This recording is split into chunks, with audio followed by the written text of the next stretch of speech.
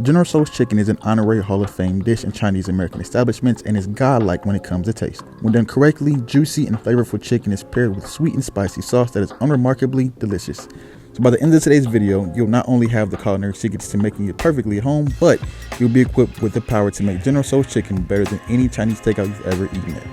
So grab your taste buds, prepare your appetite, and let's jump right into today's video. To start our chicken, we really need to dive deep into a good marinade for our chicken. To a bowl, you want to add in 1 to 2 egg whites and whip them until they look like whipped cream.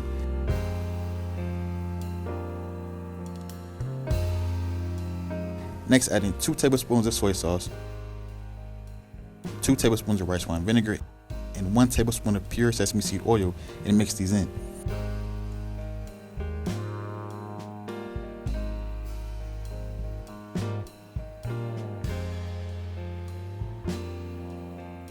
Once mixed, freshly grate 1 ginger root or a decent amount of it into the bowl, and then grate in 1 to 2 garlic cloves grated. And for our last ingredient in our marinade, you want to add in 2 tablespoons of sake. Now listen, yes, I'm very aware that sake is Japanese alcohol and we're making a Chinese dish, so please just follow along with me. The addition of alcohol really helps the batter to remain crispy, and because it has a sweeter taste than 90% of all alcohol, it helps add depth of flavor to our chicken. So just trust me on this. Once all that is mixed in together, set it aside so we can prepare our chicken.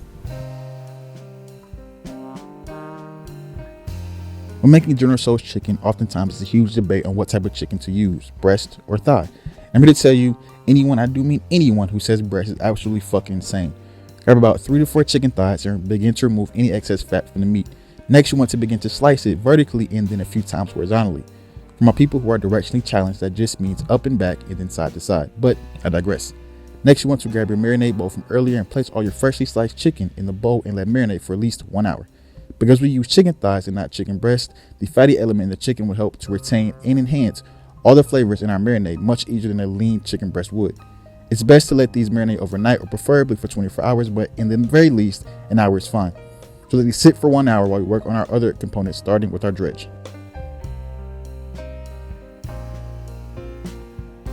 Grab a bowl and we're going to start to work on our presidential level dry batter. It's all very simple. To a bowl, you want to add in half a cup of all-purpose flour, half a cup of cornstarch, and 1 to 2 tablespoons of baking soda. Once all combined, give this a generous mix until we can no longer distinguish them by texture, and once mixed in completely, it's time to work on our backbone of the dish, and that's our rice. I really feel like this is a segment that most people should already know how to do, but for the sake of the video and including every step in the video, I'm going to do it anyway. Grab your favorite form of white long grain rice, preferably jasmine, and we're going to start on our wash process. To a bowl, you want to add in 2 cups of rice and we're going to wash it. Using ice cold water, and I do mean ice cold, we're going to wash our rice in 3 steps, making sure to remove any dirt and extra starch we don't need. Once washed and drained of all its impurities, we're going to bring a sauce pot to a high heat and add in 4 cups of water. Once that water begins to boil, you want to lightly salt the water and then add in your rice. Once added, give it a good stir and then crank your heat down to a simmer. Top the pot off with the lid, and then for the next 20 minutes, the steam from the pot and the heat from the stove will give up perfectly cooked rice. Once the time is up, take it off the stove, but don't take the lid off just yet for another 5 minutes. We want that steam to continue to fraternize and mingle with the rice to ensure it's not only fluffy, but soft as shit as well.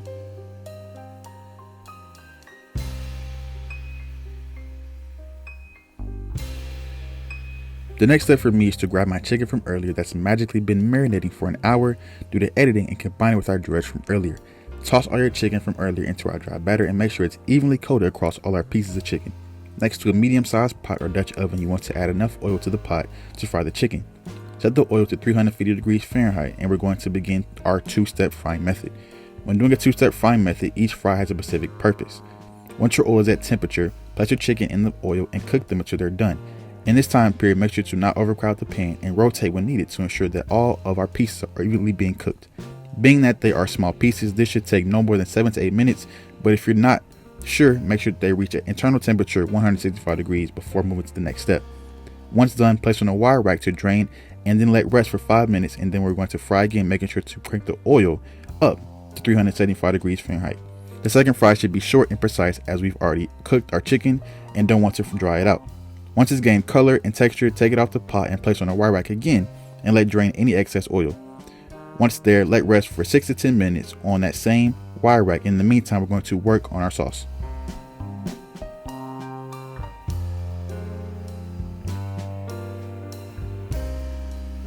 To a frying pan that's off, we want to first combine our ingredients and then cook them to reduce our sauce. To the pan, you want to add in 1/3 cup of soy sauce, 2 to 3 tablespoons of white wine vinegar, 1 tablespoon of hoisin sauce, 1 tablespoon of chili paste or 2 fresh chilies, 2 tablespoons of sesame seed oil, and then give this a big mix. Crank your pot up to a medium heat and let this come to temperature. Once there, you want to add in a half a cup of brown sugar and mix this in. Let this cook for another 2 to 3 minutes. Keep this thin, or you can wait until it's like caramel, but ideally I like for you to have it somewhere in the middle. Once done, grab your chicken from earlier and we're going to combine the two. Place your freshly fried chicken into the bowl and we're going to toss these two together, making sure we really get every crack and crevices of the chicken coated in our sweet and tangy sauce. However, make sure we don't toss this too long, as we don't want our breading to get soggy on our chicken. Once done, grab your rice and it's time to plate.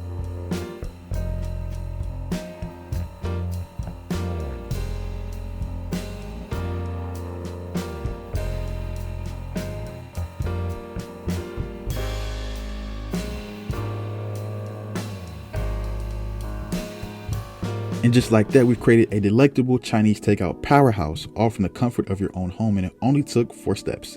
The sweet and tangy chicken is perfectly paired with our fresh rice, and not only is it filling, but delicious as well. Until next time, enjoy your dinner from Chase Andy.